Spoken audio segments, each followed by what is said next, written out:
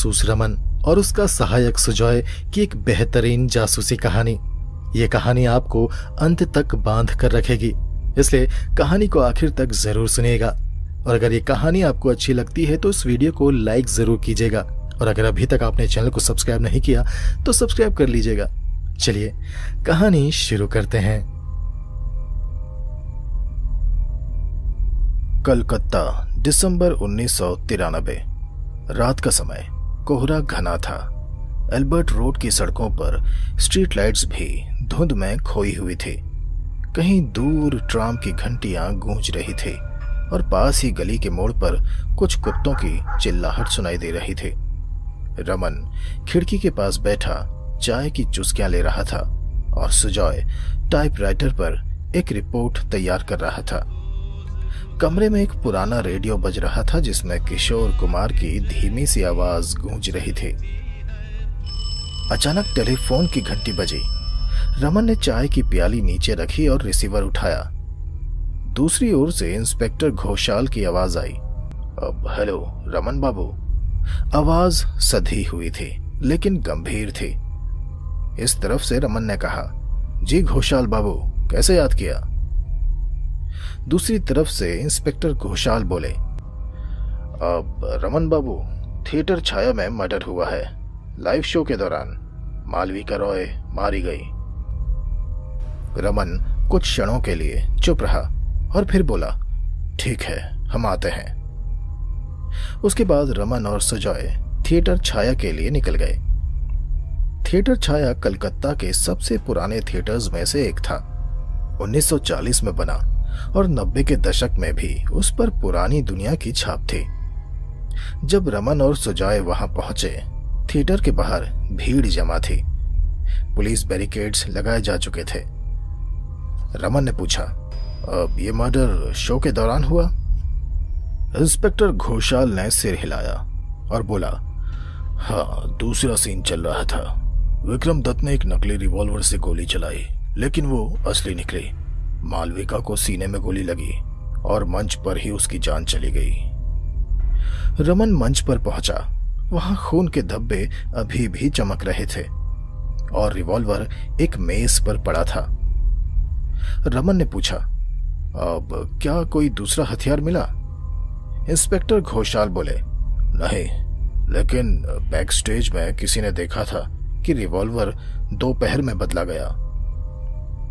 रमन ने पूछा, और विक्रम? इंस्पेक्टर घोषाल बोले, हाँ, वो यही है, लेकिन सदमे में है।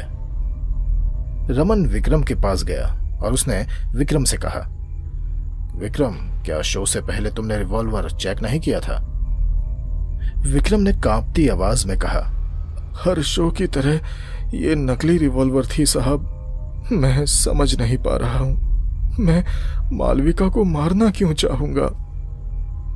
रमन ने विक्रम से पूछा, अच्छा, उसके साथ तुम्हारे रिश्ते कैसे थे? विक्रम ने कांपती आवाज में कहा, कुछ महीने पहले हम काफी नजदीक थे, फिर उसने मुझसे दूरी बना ली साहब। वो कहती थी कि वो इस रिश्ते को लेकर सीरियस नहीं है, लेकिन इसके लिए मैं उसे मारूंगा तो नहीं साहब। रमन जानता था कि इंसान झूठ बोल सकता है, पर उसकी आंखें नहीं। विक्रम की आंखों में सिर्फ डर था, लेकिन चालाकी नहीं। वो झूठ नहीं बोल रहा था। तब तक सुजॉय ने मालविका के ड्रेसिंग रूम की तलाशी ली। वहां एक टूटी अलमारी में एक लिफाफा मिला, पीला, धुंधला और तह किया हुआ। उसके अंदर एक पत्र था जिस पर लिखा था, अगर तूने मेरे खिलाफ गवाही दी तो मैं तेरे सारे राज खोल दूंगी। चाहे तो कुछ भी कर ले, मैं तुझसे डरने वाली नहीं हूं। और उसके आखिर में नाम का इनिशियल लिखा था, लेटर M। सुजॉय ने रमन से कहा, अब लगता है ये मर्डर सिर्फ मंच का सीन नहीं था, ये कोई सोची समझी साजिश थी। रात के 12 बज चुके थे। रमन ने तेज लहजे में पूछा, ये रंजीत बोस कहाँ है? इंस्पेक्टर घोषाल ने इशारा किया। एक कोने में एक मोटा पसीने से लथपथ आदमी बैठा था। उसकी आंखों में डर कम था और गुस्सा ज्यादा था। रमन उसके पास गया और उसने उससे पूछा, क्या आप ही इस थिएटर के मालिक हैं? हाँ, रंजीत बोला। मालविका मेरी ही कंपनी में स्टार थी और अब सब खत्म हो गया। रमन ने पूछा, क्या उसने कोई बीमा कराया था? रंजीत चौंका। अब क्या मतलब है आपका? रमन ने कहा, हमारे सुनने में आया है कि छाया थिएटर के ऊपर कर्ज चढ़ा हुआ है और मालविका की मौत के बाद आपको इंश्योरेंस से अच्छी खासी रकम मिलने वाली है। क्या ये बात सही है? ये बात सुनकर रंजीत की आंखें सिकुड़ गई। वो बोला, अब तो आप मुझे हत्यारा समझ रहे हैं। रमन ने कहा, देखिए, मैं सिर्फ सवाल पूछ रहा हूं और जवाबों के टुकड़ों को जोड़ने की कोशिश कर रहा हूं ताकि मैं असली कातिल तक पहुंच सकूं। क्या आप नहीं चाहते रंजीत बाबू कि असली कातिल पकड़ा जाए? इसी बीच सुजॉय ने मंच के पीछे के कमरे में एक छोटी सी प्लास्टिक की बोतल बरामद की। वो बोतल दिखाते हुए उसने रमन से कहा, इस बोतल में गन ऑयल की गंध आ रही है। कोई इस बोतल से रिवॉल्वर की सफाई कर रहा था, लेकिन ये बैक स्टेज में सफाई सामग्री में नहीं मिलती। रमन बोला, तो किसी ने जानबूझकर असली हथियार को साफ किया ताकि वो नकली लगे। सुजॉय बोला, एक और बात है, बगल में एक खाली दस्ताने का पैकेट पड़ा है। रमन मुस्कुराया। चाहे कातिल कितना भी शातिर क्यों ना हो, वो कोई ना कोई सुराग जरूर छोड़ जाता है। रमन और सुजॉय अब मालविका के घर पहुंचे। बालीगंज की एक पुरानी कोठी जहां वो अकेले ही किराए पर रहती थी। मालविका का कमरा एकदम साफ सुथरा और अच्छी तरह से व्यवस्थित था। किताबें, म्यूजिक रिकॉर्ड्स और दीवार पर टंगी एक पुरानी तस्वीर में थे मालविका, रंजीत बोस और एक तीसरा व्यक्ति, एक अजनबी। सुजॉय ने पूछा, अब ये कौन हो सकता है? रमन ने उससे कहा, इस आदमी के बारे में पता करो सुजॉय, और देखो यहां कोई पुरानी डायरी मिले तो। सुजॉय और रमन ने कमरे की अच्छे से तलाशी ली और एक ड्रेसिंग टेबल की दराज में एक काली डायरी मिली। उसमें लिखा था, विक्रम को आज मुझसे डर नहीं लगता क्योंकि उसे पता है कि मैं किसी को कुछ नहीं बताऊंगी। लेकिन रंजीत, वो एक बार फिर से वही कर रहा है जो उसने आज से 12 साल पहले किया था। मैं इस बारे में किसी को जरूर बताऊंगी। सुजॉय ने पूछा, आज से 12 साल पहले यानी 1981? 1981 को क्या हुआ होगा? रमन बोला, अब तो ये जानना ही पड़ेगा कि 1981 को हुआ क्या था। हो सकता है कि वहीं से कहानी की असली शुरुआत हो। उसके बाद रमन और सुजॉय छाया थिएटर से बाहर निकले। अपने घर लौटते समय रमन और सुजॉय अपने दफ्तर की ओर बढ़ रहे थे। रास्ता सुनसान था, घना कोहरा और धीमी बारिश भी होने लगी थी। तभी एक गोली चलने की आवाज आई। रमन झुका और गोली पास की दीवार पर जाकर लगी। नीचे झुको, सुजॉय चिल्लाया और रमन को खींच लिया। काले कपड़ों में एक परछाई बिजली के खंभे के नीचे से भागी। रमन ने दौड़कर उसका पीछा किया, लेकिन वो काली परछाई मोड़ पर कहीं गायब हो चुकी थी। रमन धीमे से बोला, कोई है जो नहीं चाहता कि हम मालविका के अतीत तक पहुंचे। सुजॉय बोला, आप पर हमला हुआ, इसका मतलब आप सही दिशा में जा रहे हैं सर। अगली सुबह एक टेलीग्राम आया और वो टेलीग्राम भेजा गया था मालविका की एक पुरानी दोस्त अनन्या मुखर्जी की ओर से, जो अब दिल्ली में रहती थी। उस टेलीग्राम में लिखा था, मालविका मुझे 1981 की घटना बताने वाली थी, कृपया मुझसे मिलें। रमन ने निर्णय लिया, लगता है सच्चाई के धागे कलकत्ता से दिल्ली तक जुड़े हैं। हमें अनन्या मुखर्जी से मिलने दिल्ली जाना होगा सुजॉय। 17 दिसंबर 1993, कोहरे से भरी एक सुबह, रेलवे प्लेटफॉर्म नंबर 9। रमन ने सुजॉय को टिकट थमाते हुए कहा, कलकत्ता मेल से हम कल सुबह दिल्ली पहुंच जाएंगे सुजॉय। सुजॉय ने रमन से कहा, आप पर हमला हुआ, और आप ऐसे घूम रहे हैं जैसे कुछ हुआ ही नहीं। रमन हल्की मुस्कान के साथ बोला, जो मौत से डर जाए सुजॉय, वो जासूस कैसा। सुजॉय ने झुंझलाकर कहा, कम से कम कोट के नीचे बुलेट प्रूफ जैकेट तो पहन लेते। रमन ने धीरे से कहा, अब सच जानने के लिए अगर जान भी दांव पर लगानी पड़े तो सौदा बुरा नहीं है सुजॉय। सुबह 11:15 बजे तक रमन और सुजॉय दिल्ली के करोल बाग पहुंचे और वहां से सीधा अनन्या मुखर्जी के घर। अनन्या मुखर्जी करीब 50 की उम्र की एक औरत थी। चेहरे पर गहराई थी। वो शांत थी, जैसे कुछ बहुत समय से उसने अपने सीने में दबा कर रखा हो। रमन ने अनन्या से पूछा, क्या आपको मालविका के बारे में कुछ बताना है? अनन्या ने खिड़की की ओर देखा और बोली, मालविका मेरी सबसे पुरानी दोस्त थी। हम दोनों 1981 में दार्जिलिंग में एक थिएटर कैंप में थे। उस साल कुछ ऐसा हुआ जिसने मालविका को बदल कर रख दिया। रमन ने पूछा, क्या हुआ उस साल?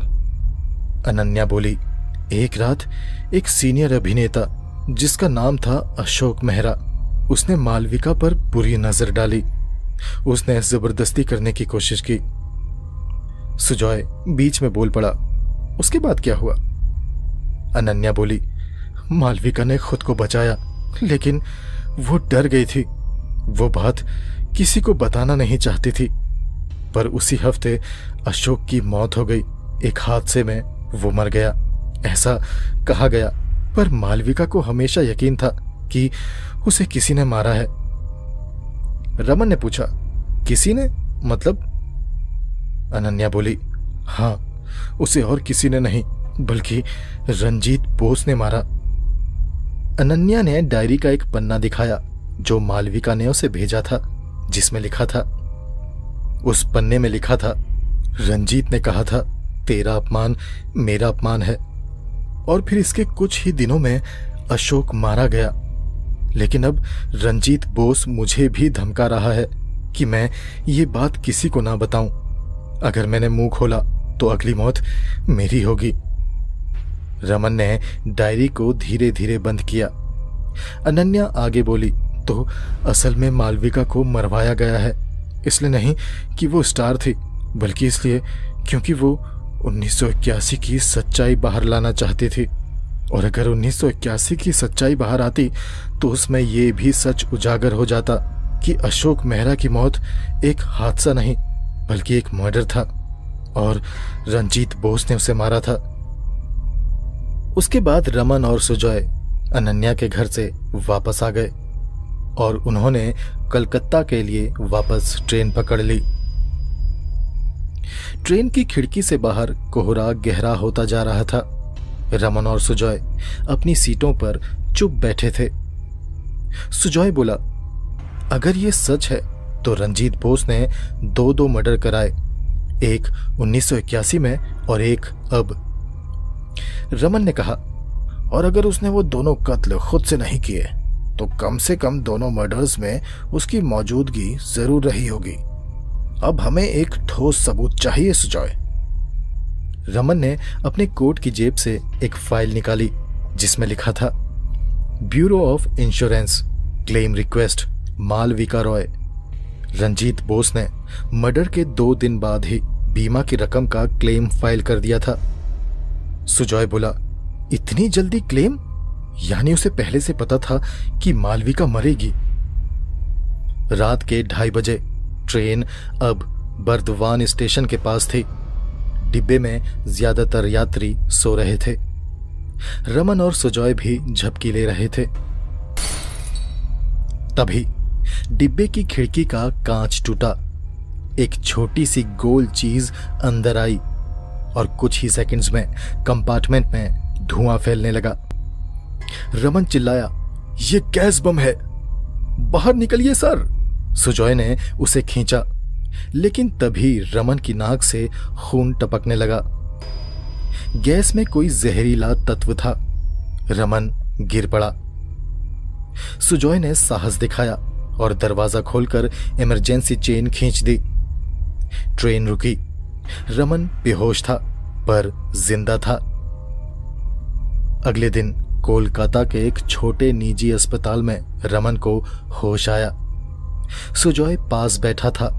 उसकी आंखें लाल थी। सुजॉय रमन से बोला, बच गए आप, लेकिन अब ये केस सिर्फ एक मर्डर केस नहीं है। अब ये लड़ाई न्याय की है और आपकी जान की। रमन ने धीरे से कहा, इस बार जो हमला हुआ वो एक चेतावनी थी। अगली बार शायद सीधे मौत होगी। फिर रमन ने दीवार की ओर देखा और कहा, अब वक्त है खेल को खत्म करने का। हमें ये खेल खत्म करना होगा सुजॉय। अब कहानी उस मोड़ पर आ पहुंची थी जहां साजिशें गहराती हैं और पर्दे के पीछे से कोई रमन को रोकने की पूरी कोशिश कर रहा है। 20 दिसंबर 1981 रमन अस्पताल से डिस्चार्ज होकर केस की अगली कड़ी में कूदने को तैयार था।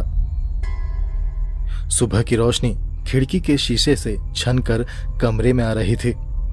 रमन अब ठीक था, पर उसकी आंखों में अजीब ठहराव था, जैसे मौत को बहुत करीब से देखने वाला इंसान पूरी तरह से शांत हो जाता है। बिल्कुल वैसा ही।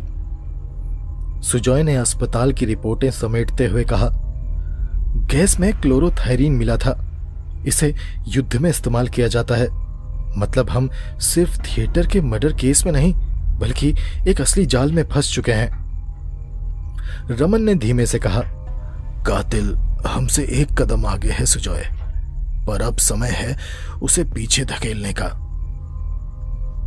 दफ्तर लौटते ही रमन ने अपने पुराने परिचित पत्रकार मनोहर दास को बुलाया। उसने मनोहर से कहा, मनोहर, क्या तुम मुझे 1981 के अशोक मेहरा एक्सीडेंट की प्रेस रिपोर्ट दिखा सकते हो? मनोहर बोला, अरे वाह, तुमने तो इतिहास खोदना शुरू कर दिया। मुझे बस 2 दिन दो, मैं लाइब्रेरी से ढूंढ कर ले आऊंगा। रमन ने आगे कहा, और अगर कोई मेडिकल रिपोर्ट या पोस्टमार्टम रिपोर्ट मिल जाए तो और अच्छा होगा। मनोहर ने कहा, ठीक है, मैं देखता हूं। इतना कहकर मनोहर वहां से चला गया और कुछ घंटों बाद एक पुरानी फाइल लेकर लौटा। उसमें लिखा था, अशोक मेहरा की मौत कार के ब्रेक फेल होने की वजह से हुई, लेकिन कुछ आई विटनेस का कहना है कि गाड़ी के नीचे तेल फैला हुआ था, मानो जैसे किसी ने जानबूझकर सड़क में तेल फैलाया हो, फिसलन पैदा करने के लिए। रमन ने कहा, रंजीत बोस 1981 में उस कैंप का मैनेजर था और अब उसी की नजरों के सामने 2 मौतें हो चुकी हैं और जिनकी मौतें हुई हैं वो उसी कैंप का हिस्सा थे। बस इसी बीच सुजॉय को थिएटर के एक पुराने कर्मचारी गोपाल से एक कॉल आया। गोपाल बोला, साहब, मैंने एक चीज बचा कर रखी थी। मालविका मैडम अपने ड्रेसिंग रूम में कभी कभी टेप रिकॉर्डर चलाती थी साहब, और एक दिन उन्होंने मुझसे कहा था, अगर मुझे कुछ हो जाए तो ये टेप किसी भरोसेमंद को दे देना। अब तक छुपा कर रखा था साहब, अब आप ही वो सही आदमी हो। सुजॉय छाया थिएटर में गया और गोपाल से मिलकर वो कैसेट ले आया। जब उस कैसेट को चलाया गया तो उसमें मालविका की आवाज थी और उसके शब्द कुछ ऐसे थे, अगर रंजीत मुझे मारने की सोचेगा तो ये रिकॉर्डिंग उसका भांडा फोड़कर उसका कफन बनेगी। वो सोचता है कि मैं डरती हूं, लेकिन मैं अब चुप नहीं रहूंगी। 1981 की वो रात जब उसने अशोक मेहरा को खत्म करने की योजना बनाई थी, तब भी मैंने उसकी योजना को टेप रिकॉर्डर में रिकॉर्ड कर लिया था। बस ये सुनकर रमन की आंखें चमक उठी। इंस्पेक्टर घोषाल को जैसे ही उस टेप के बारे में पता चला तो वो भागा भागा रमन के दफ्तर में आ धमका। उसके चेहरे पर परेशानी के भाव थे। वो रमन से बोला, तो ये कैसेट आपके पास है? रमन ने पैनी नजर से इंस्पेक्टर घोषाल को देखा और कहा, अभी तक तो मेरे पास ही है घोषाल बाबू। क्यों, क्या हुआ? इंस्पेक्टर घोषाल थोड़ा सकपका सा गया और बोला, अब वो क्योंकि अगर किसी को इसकी भनक लगी बस उसी वक्त रमन ने टेप रिकॉर्डर का प्ले बटन दबा दिया और उसमें लगी हुई कैसेट बज उठी। उसमें इंस्पेक्टर घोषाल की आवाज थी, जिसे मालविका ने मरने से पहले कभी छुप कर रिकॉर्ड किया था, जब इंस्पेक्टर घोषाल किसी के साथ कुछ षड्यंत्र रच रहा था। और उसके शब्द कुछ यूं थे। देखो, अगर अशोक मेहरा की हत्या के बारे में किसी को खबर लगी तो तुम मुसीबत में पड़ सकते हो। मैं तुम्हारी मदद कर सकता हूँ, बस तुम मेरी जेब गर्म करना मत भूलना। और सबसे पहले तुम उस शख्स को मार डालो जो तुम्हारे राज जानता है। बाकी कौन सा आरोप किस पर लगाना है ये मैं अच्छे से जानता हूँ। अपना भांडा फूटता देखकर इंस्पेक्टर घोषाल रमन के ऊपर चिल्लाया, अब ये क्या बकवास है रमन, यह मेरी आवाज नहीं है। फिर वो थोड़ी देर कुछ सोचकर बोला, अगर ये टेप यहां से बाहर गया रमन, तो मुझसे बुरा कोई नहीं होगा। इतना कहकर इंस्पेक्टर घोषाल वहां से चला गया। सुजॉय ने दंग होकर रमन की ओर देखा और बोला, ओह, इसका मतलब ये घोषाल भी मिला हुआ है। रमन ने कहा, हाँ, और अंदर से ही केस को सड़ा रहा था। अब ये लड़ाई सीधी नहीं, पूरी कानून व्यवस्था के खिलाफ है। रमन ने उस रात कैसेट की एक कॉपी तैयार की और असली कैसेट को पुराने दोस्त वकील अमरनाथ साहा को सौंप दिया और उससे कहा, अगर मुझे कुछ हो जाए अमर, तो ये कैसेट कोर्ट में पहुंचा देना। अमरनाथ ने सिर हिलाया, अब तुम अकेले नहीं हो रमन, मैं भी तुम्हारे साथ हूं। रात 2 बजे रमन और सुजॉय अपने दफ्तर में ही थे। तभी खिड़की से एक पत्थर आया, साथ में एक चिट्ठी लिपटी हुई थी। उस चिट्ठी में लिखा था, वो कैसेट वापस करो, वरना अगली बार निशाना चूकने वाला नहीं होगा। और उसमें नाम का इनिशियल लिखा था, लेटर आर। रमन ने चिट्ठी को फोल्ड किया, मेज पर रखी सिगरेट जलाई और खिड़की की ओर देखा और मुंह ही मुंह में बुदबुदाया, तो खेल अब शुरू हुआ है दोस्त। रमन और सुजॉय ने अगली सुबह थाने में इंस्पेक्टर घोषाल को निलंबन आदेश के साथ गिरफ्तार करवाया। कमिश्नर बनर्जी खुद आए और बोले, रमन बाबू, आपने ये अच्छा काम किया। आपने पुलिस महकमे का कचरा बाहर निकाल दिया है। अब बताइए आपका अगला कदम क्या होने वाला है। रमन बोला, कमिश्नर साहब, अब रंजीत से आमना सामना करना है, पर सीधे नहीं। हमें ऐसा करना होगा कि वो खुद हमारे पास आए। रमन ने एक अखबार में फर्जी खबर छपवाई। खबर कुछ ऐसी थी, मालविका की मौत से जुड़े एक टेप में रंजीत बोस का नाम, पुलिस के पास आया नया सबूत। और जैसे ही ये खबर अखबार में छपी, शाम को रंजीत बोस ने खुद पुलिस को एक प्रेस कॉन्फ्रेंस में बुलाया। प्रेस कॉन्फ्रेंस में रंजीत बोस बोला, यह सब झूठ है, मालविका मेरी दोस्त थी, यह सब अफवाह है। मैं इस झूठी खबर छापने वाले अखबार के ऊपर कानूनी कार्रवाई करूंगा। रमन पीछे भीड़ में खड़ा मुस्कुरा रहा था और बोला, अब मछली जाल में फंसी। उसी रात रमन अपने घर के बाहर निकला ही था कि एक काली एम्बेसडर कार उसके पास आकर रुकी। उसमें से 4 लोग उतरकर रमन के पास आए और रमन से बोले, सर, हम सीआईडी से हैं, आपको ऊपर बुलवाया गया है। रमन को शक हुआ। उसने कहा, अच्छा, कहां से ऑर्डर आया है? वो आदमी बोले, कमिश्नर बनर्जी से। रमन ने कुछ सोचा, फिर वो चुपचाप गाड़ी में बैठ गया। पर 5 मिनट बाद ही गाड़ी किसी सुनसान गोदाम की ओर मुड़ गई। रमन ने कहा, अब ये रास्ता थाने का नहीं है, कहां लेकर जा रहे हो मुझे? रमन ने कार का दरवाजा खोलने के लिए जैसे ही हैंडल पकड़ा, तभी पीछे एक आदमी ने उसके सिर पर कोई भारी सी चीज दे मारी। रमन की आंखों के सामने अंधेरा छा गया और फिर वो बेहोश होकर कार की सीट में ही गिर गया। सुजॉय को जैसे ही पता चला कि रमन घर पर नहीं है और कुछ लोग सीआईडी के नाम से उसके पास आए थे, और जब सुजॉय को पता चला कि सीआईडी से रमन के लिए कोई बुलावा नहीं आया था, तो सुजॉय तुरंत हरकत में आया। थाने में जांच के बाद उसे एक छोटी सी सूचना मिली। एक लोकल ने सुजॉय को बताया कि उसने रमन को गोलाबाड़ी के एक बंद गोदाम की ओर जाते हुए देखा था। सुजॉय ने खुद को हथियार से लैस किया और अकेले ही निकल गया रमन को वापस लाने। गोलाबाड़ी के उस बंद गोदाम में रमन को जब होश आया तो वो एक कुर्सी से बंधा हुआ था। सामने अंधेरा था, सिर्फ एक छोटा सा बल्ब जल रहा था और वहीं पास ही खड़ा था विक्रम डे। रमन ने आश्चर्य से उसकी ओर देखा और कहा, तुम तो मालविका के साथ उस तस्वीर में वो अजनबी आदमी तुम थे। वो आदमी बोला, बिल्कुल, और मालविका मेरी मंगेतर थी, लेकिन उसने मुझे छोड़ दिया उस रंजीत के लिए। रमन ने कहा, ओह, तो इसीलिए तुमने मालविका को मार डाला। विक्रम ने हंसते हुए कहा, नहीं रमन बाबू, मैंने नहीं मारा, पर मैं जानता हूं कि उसे किसने मारा है, और वो आदमी अब आपको जिंदा नहीं छोड़ने वाला। रमन बोला, अच्छा, और तुम उसके लिए काम करते हो? वो आदमी बोला, सही पहचाना। तभी दरवाजा खुला और अंदर आया रंजीत बोस।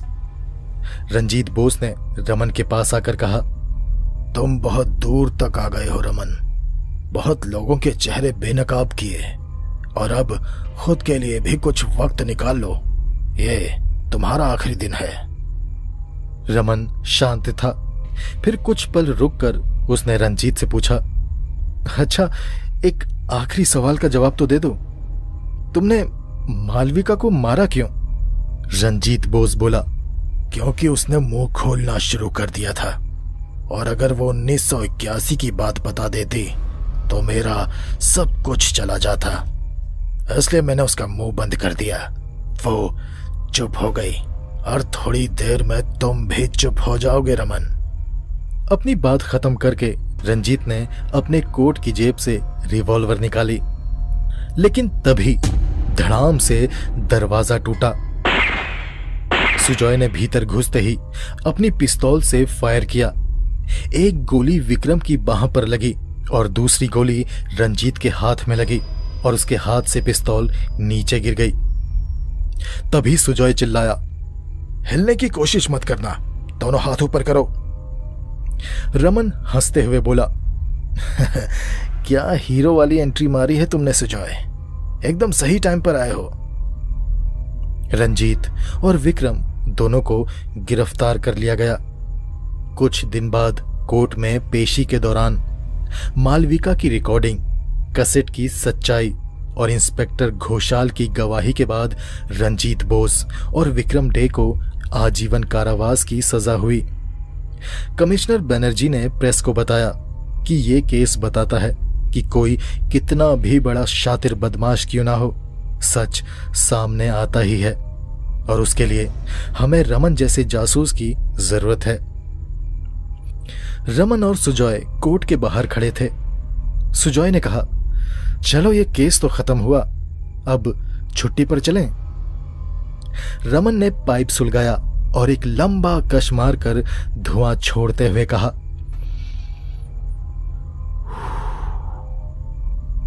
सुजॉय बाबू, मौत, झूठ और साजिशें ये कभी छुट्टी पर नहीं जाते, तो हम कैसे चले जाएं? दोस्तों, अगर जासूस रमन की ये कहानी आपको अच्छी लगी तो इस वीडियो को लाइक जरूर कीजिएगा। मेरे चैनल में इसी तरह की कई और जासूसी कहानियां हैं, एक बार उन्हें भी जरूर सुनिएगा। मुझे और जासूस रमन की इस कहानी को यहां तक सुनने के लिए आपका धन्यवाद।